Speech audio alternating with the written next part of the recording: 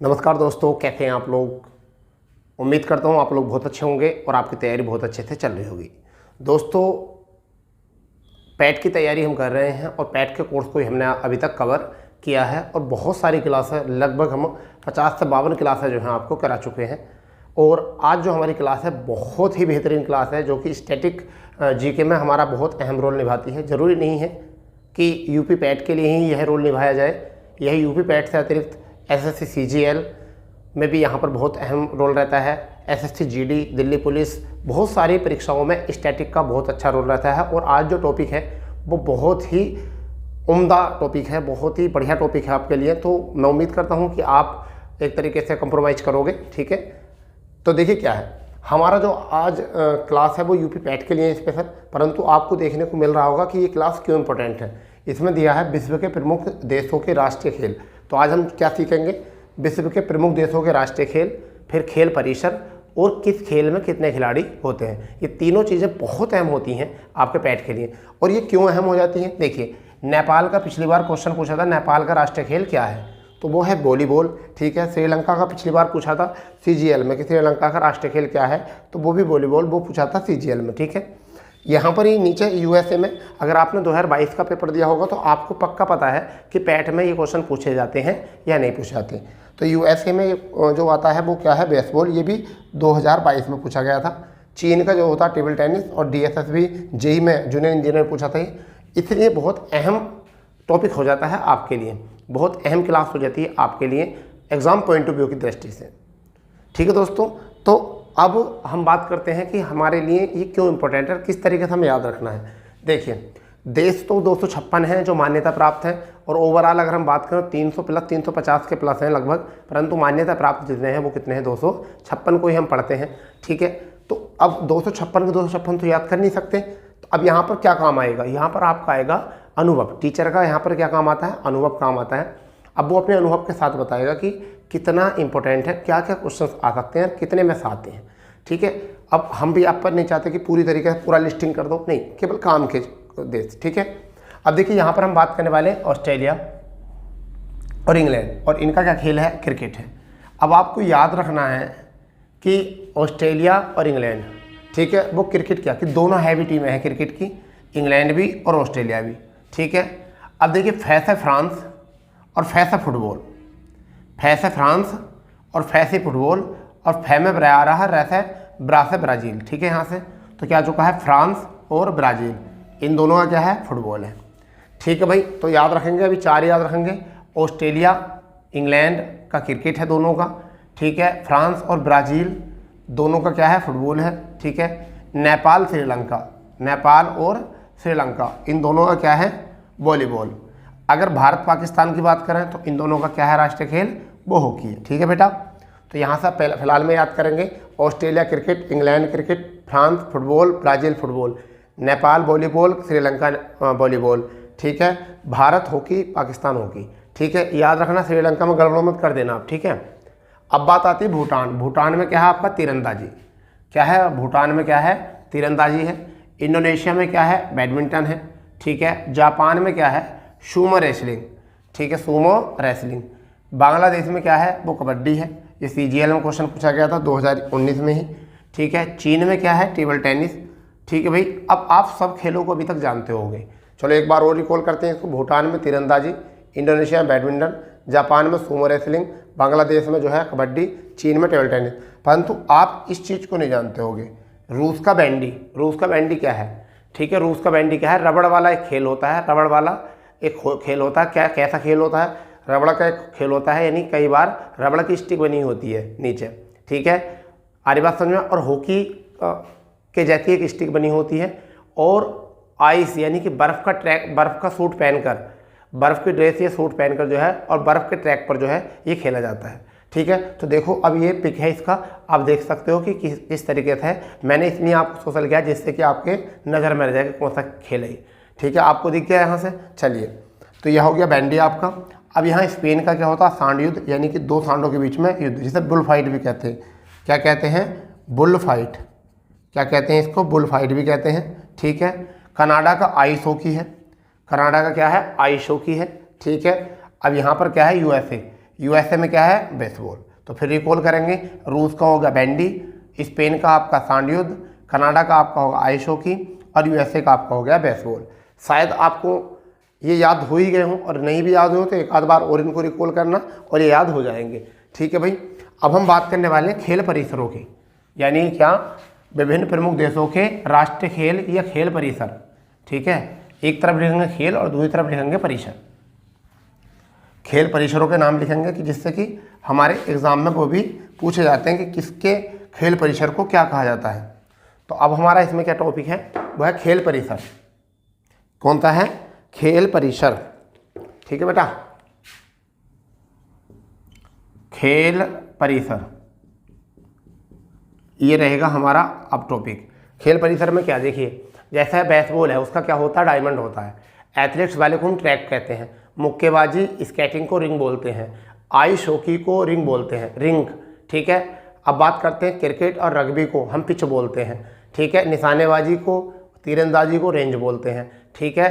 और गोल्फ को कोर्ट बोला जाता है।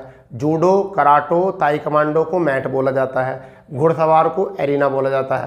पोलो, हॉकी, फुटबॉल को फील्ड कहा जाता है। तैराकी के को पूल कहा जाता है। और जितने भी बचे हैं मुख्य, जैसे table tennis, kho kho, Scott, ठीक है, स्क्वॉश हो गया है आपका, और फिर वॉलीबॉल, कबड्डी, टेनिस, बैडमिंटन, इन सबको क्या जाता है, कोर्ट कहा जाता है। ठीक है भाई। तो हम एकदम बिल्कुल 1 मिनट में जो है इसको याद करने वाले हैं। देखिए क्या, एथलीट का ट्रैक हो गया है, मुक्केबाजी स्केटिंग का रिंग हो चुका है, आइस हॉकी का रिंग हो चुका है, मतलब ये क्या है, खेल परिसर। बेसबॉल का डायमंड हो चुका है, निशानेबाजी तीरंदाजी का रेंज हो चुका है, गोल्फ का कोर्स हो चुका है। ठीक है। जूडो, कराटो, ताइक्वांडो का मैट होता है, घुड़सवार का एरिना होता है, पोलो, हॉकी, फुटबॉल का होता है फील्ड, तैराकी का होता है pool, table tennis, kho kho, और वॉलीबॉल, कबड्डी, टेनिस, बैडमिंटन, इनका क्या होता है, कोर्ट होता है। हो गया याद, ऐसे याद करने आपको। तो अब एक बार लिखेंगे, एक तरफ लिखेंगे हम खेल, एक तरफ हमें लिखना खेल और दूसरी तरफ लिखना है परिसर। क्या लिखना है, परिसर। हमें एक तरफ खेल और एक तरफ क्या लिखना है, परिसर। तो सबसे पहले बात करते हैं बेसबॉल की। किसकी बात करते हैं, बेसबॉल की बात करते हैं। और बेसबॉल का जो होता है वो क्या होता है, डायमंड होता है। क्या होता है, डायमंड। ठीक है बेटा। इसके बाद हम देखते हैं निशानेबाजी और तीरंदाजी। निशानेबाजी और तीरंदाजी,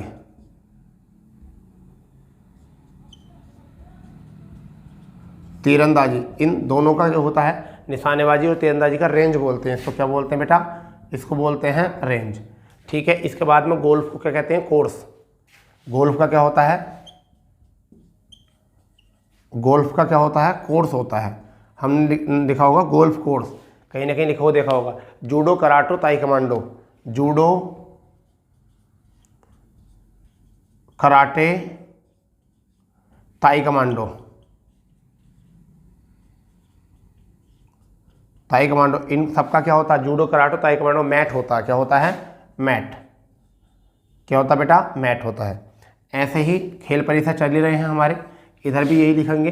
ठीक है। इधर भी लिखेंगे क्या है, एथलीट का क्या होता है, ट्रैक, एथलेटिक्स होता है वो, एथलेटिक्स का क्या होता है, मैट। क्या होता भैया, मैट होता है। ठीक है। मुक्केबाजी और स्केटिंग, मुक्केबाजी, मुक्केबाजी और स्केटिंग, इनका क्या होता है, इनका होता है रिंग, रिंग। इसमें एक होता है आइस हॉकी,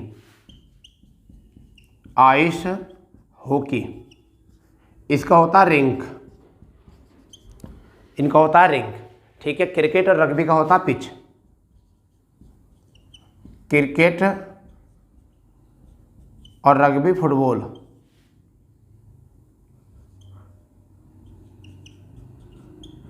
इसका क्या होता है, इसका होता है पिच, इन दोनों का। ठीक है भैया। इनका होता है पिच। घुड़सवार का होता है एरिना, घुड़सवार का क्या होता है, एरिना होता है घुड़सवार का, घुड़सवार का होता है एरिना। पोलो, हॉकी, फुटबॉल, पोलो, हॉकी, फुटबॉल, ठीक है भैया। इन तीनों का होता है पोलो, हॉकी, फुटबॉल का क्या कहते हैं, इसको फील्ड कहते हैं। क्या कहते हैं, फील्ड। ठीक है, क्या कहते हैं, फील्ड कहते हैं। ठीक है, तैराकी का क्या होता है, तैराकी का पूल होता है। क्या होता है, तैराकी का पूल होता है। ठीक है, इसके बाद में जितना भी आपका बचा है, टेबल टेनिस, टेबल टेनिस हो गया है। ठीक है, खो खो हो चुका है, खो खो हो चुका है। ठीक है, या आपका वॉलीबॉल हो चुका है, वॉलीबॉल हो चुका है। ठीक है, कबड्डी, कबड्डी। ठीक है, बैडमिंटन या टेनिस, टेनिस, बैडमिंटन, इन सब का क्या होता है, इस सब का कोर्ट होता है। क्या होता है, कोर्ट। इस सब का क्या होता है बेटा, कोर्ट। तो ये आपको थोड़े से याद रखने हैं यहाँ से। फिलहाल में एक बार रिकॉल कर लेते हैं। यानी कि बेसबॉल का क्या होता है, डायमंड। निशानेबाजी, तीरंदाजी का क्या होता है, रेंज। गोल्फ का क्या होता है, कोर्स। जूडो, कराटे, ताई कमांडो का क्या होता है, मैट। ठीक है, एथलेटिक्स जो होता है मैट होता है इसका।